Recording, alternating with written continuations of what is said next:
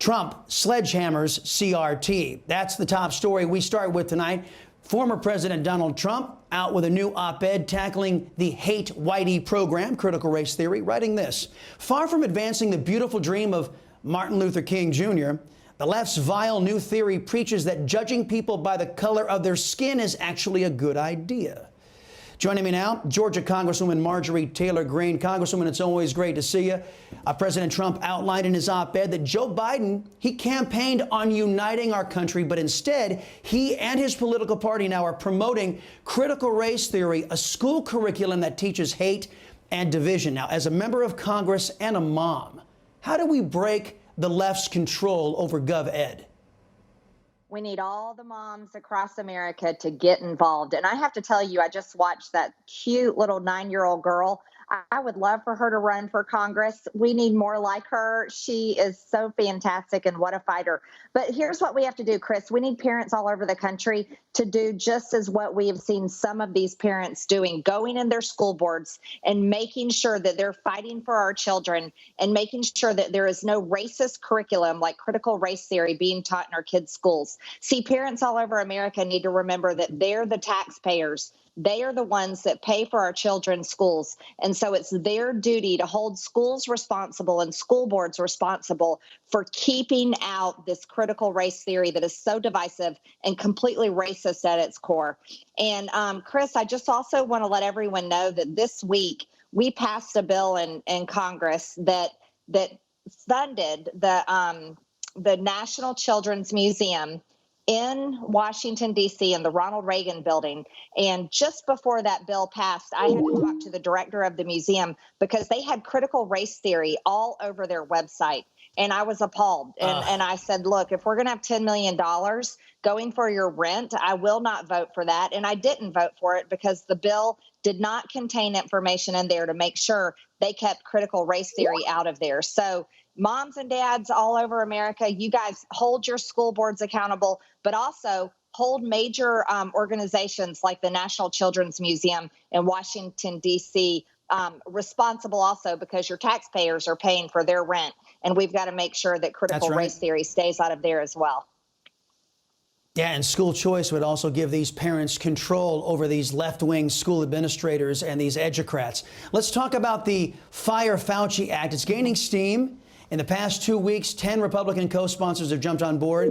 Aside from the obvious firing Fauci, what will this act do, Congresswoman? Well, Fire Fauci Act is so important. This bill is gaining steam. I've got lots of co-sponsors jumping on board because we know that Dr. Anthony Fauci is responsible. We've seen in his emails information that he knew everything there is to know about COVID-19. When he was telling President Trump and the rest of America opposite information, he knew that masks did not work. He knew that how many people would likely die. He said several 100,000, not millions, like he said on CNN, and like he said to President Trump. He also advised that our economy shut down, yet he's not elected. He's not an elected official that advises our country. So this man is responsible. He sent American tax dollars to China, to the Wuhan lab, funding the research for COVID-19, which I would call a bioweapon, because there is no reason to take a virus that's transmitted between bats or other viruses between animals and turn it into a virus that can be spread between humans, rapidly spread, and kill people. This is disgusting. It's horrible. It's immoral. And this has got to be rooted out. All the information needs to come out. We have to fire Dr. Anthony Fauci, and we've got to hold China accountable for what they have released on the world. And this is what we're pushing for. And I'm so grateful with my co-sponsors for helping me push this bill, and it should be passed in Congress. Now, you've also introduced another bill calling for the ATF, or as Biden would call it, the AFT, to be abolished. Has the ATF, like so many other government entities, grown beyond the consent of the governed, in your opinion? I believe so, and this is why I introduced this bill. The ATF has a history of major overreach when it comes to people's firearms rights. We shouldn't have a government that is coming after us. with our guns and with our firearms because America has the greatest right in the world, the Second Amendment. So the ATF and their overreach and it's seriously disturbing what they want to do. We've got David Chipman, who is very likely going to be confirmed and be running the ATF.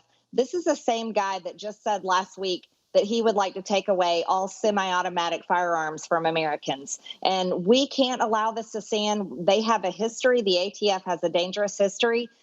Everything that we've seen is very terrifying. Fast and Furious was something that should have never happened under the Obama administration. And we have to hold our government accountable. And how we do that is we take it down when it's becoming oppressive and when it reaches too far and violates our rights. And that's what the ATF has a history of doing. And with David Chipman coming in to lead it, I think our gun rights are in danger. So it's time to abolish the ATF. Yeah, every single time a left-winger takes over one of these federal agencies, all of our liberties and freedoms are in danger. A report from Red State, as a matter of fact, they're leading in this investigation, that says that a high-ranking Chinese defector has evidence of further bioweapons research in China, and releasing the virus may have been a strategic military move on China's part. They said that the DIA has been keeping this defector. Now we're learning his identity is a top Chinese counterintelligence official. The DIA kept him from CIA and FBI for fear of Chinese infiltration into our own government intelligence agencies. How concerned are you over these reports, Congresswoman?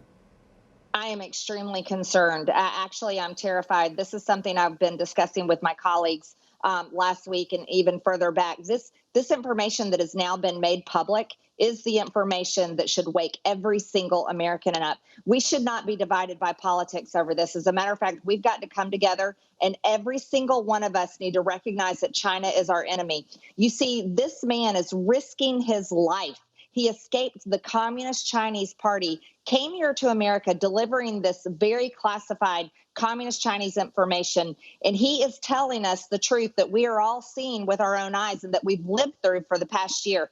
And if indeed this is true, that Communist China released a bioweapon, COVID-19, onto the world to attack America, well, it would make sense and it would fit in what we've had to go through in the past year. And they've seriously done damage to our nation, not only to our economy and to our children's lives, but it murdered hundreds of thousands of Americans and people all over the world. China is a great threat, not only to America, to our national security, but to the entire world. Any country that is willing to create a virus into a bioweapon, not just one of them, but multiple viruses into bioweapons, is a danger to the entire world, because that is a sick and disgusting evil or so-called science that should not exist. And so we have to take this very serious, but I fear we do not have a president and an administration that is capable of doing that, because Joe Biden is extremely compromised with his son, Hunter Biden, who has very, very serious business ties in China, and who knows what else is going on there. So this is why, again, I had introduced articles of impeachment on Joe Biden. This is why I've introduced the Fire Fauci Act, because I believe there is much information that needs to be exposed.